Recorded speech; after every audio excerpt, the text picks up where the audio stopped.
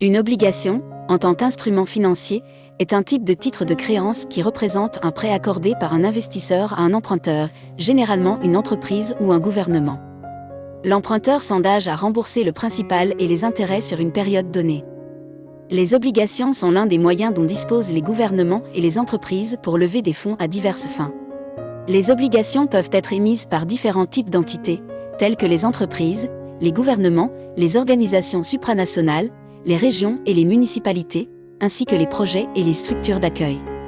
Chaque type d'émetteur d'obligations présente des caractéristiques, des risques et des avantages différents pour les investisseurs.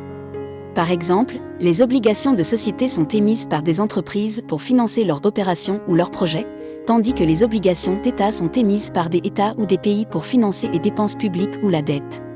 Les émetteurs gouvernementaux sont des États ou des pays qui émettent des obligations pour financer leurs dépenses publiques ou leurs dettes. Ils sont également connus sous le nom d'émetteurs d'obligations souveraines. Les émetteurs gouvernementaux peuvent émettre des obligations dans leur propre devise ou dans une devise étrangère. Les émetteurs gouvernementaux ont différents niveaux de solvabilité, ce qui affecte le taux d'intérêt et le risque de leurs obligations. Certains émetteurs publics émettent également des obligations vertes, c'est-à-dire des obligations qui financent des projets environnementaux. Les entreprises émettent des obligations afin de lever des fonds pour leurs opérations ou leurs projets. Elles sont également connues sous le nom d'émetteurs d'obligations d'entreprise. Les sociétés émettrices peuvent être cotées ou non cotées, ce qui signifie qu'elles peuvent négocier leurs titres sur un marché boursier ou non. Les émetteurs de sociétés ont différents niveaux de solvabilité, ce qui affecte le taux d'intérêt et le risque de leurs obligations. Les obligations sont des titres à revenus fixes car elles offrent aux investisseurs un flux de paiement d'intérêt périodique fixe et le remboursement éventuel du principal à l'échéance. Le taux d'intérêt, également appelé taux nominal, est déterminé par l'émetteur et les conditions du marché au moment de l'émission.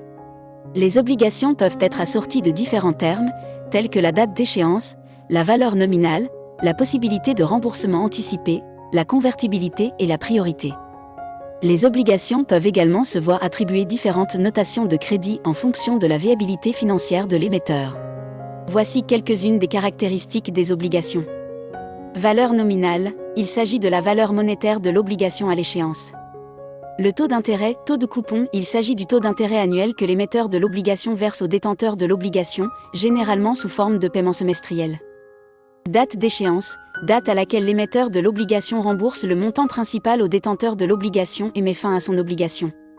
Possibilité de remboursement anticipé, il s'agit de la possibilité ou non pour l'émetteur de l'obligation de rembourser, racheter les obligations avant l'échéance, généralement lorsque les taux d'intérêt baissent.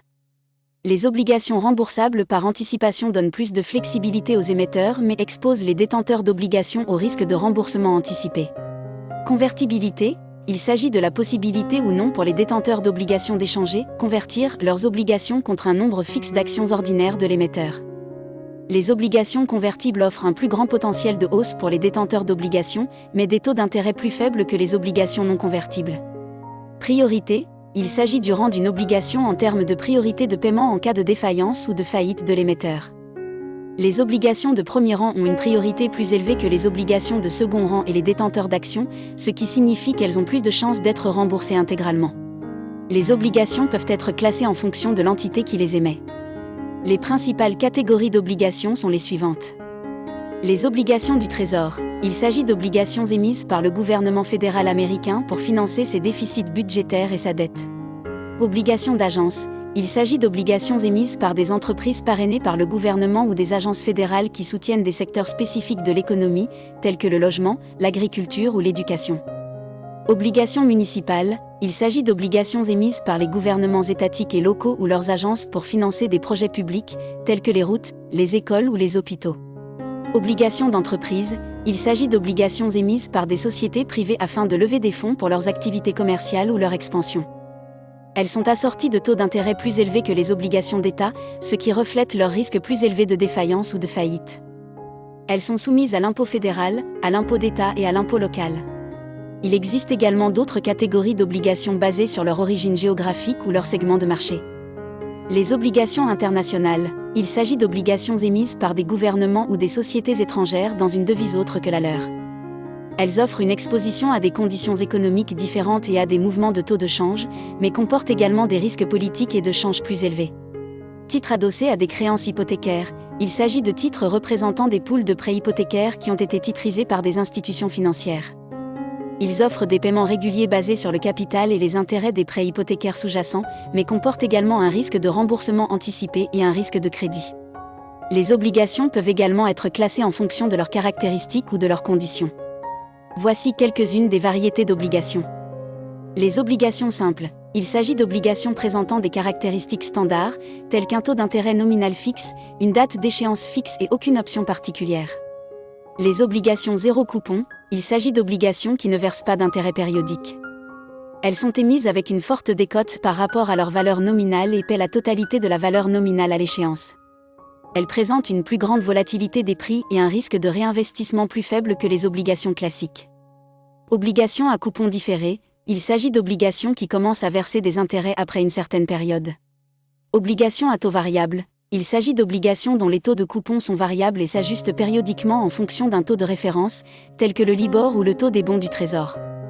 Obligations indexées sur l'inflation. Il s'agit d'obligations dont les paiements de coupon et les montants du principal s'ajustent en fonction d'un indice d'inflation, tel que l'IPC ou le déflateur du PIB. Fait important, les prix des obligations varient en sens inverse des taux d'intérêt. Le taux actuariel est considéré comme le rendement d'une obligation à long terme, mais il peut changer au fil du temps en fonction des fluctuations du prix de marché de l'obligation. Il reflète non seulement le taux d'intérêt nominal et la durée de l'obligation, mais aussi sa qualité de crédit et les conditions du marché. Le taux actuariel peut être utilisé pour comparer différentes obligations ayant des caractéristiques et des prix différents sur la base de leurs rendements attendus. Il y a 3 façons principales d'acheter des obligations, par l'intermédiaire d'un courtier, d'un fonds négocié en bourse ETF ou directement auprès du gouvernement américain. Avant d'acheter une obligation, vous devez vérifier sa notation, son rendement, son prix, son taux d'intérêt nominal, sa date d'échéance, sa possibilité de remboursement anticipé et d'autres caractéristiques pour connaître sa santé financière et savoir si elle convient à votre portefeuille.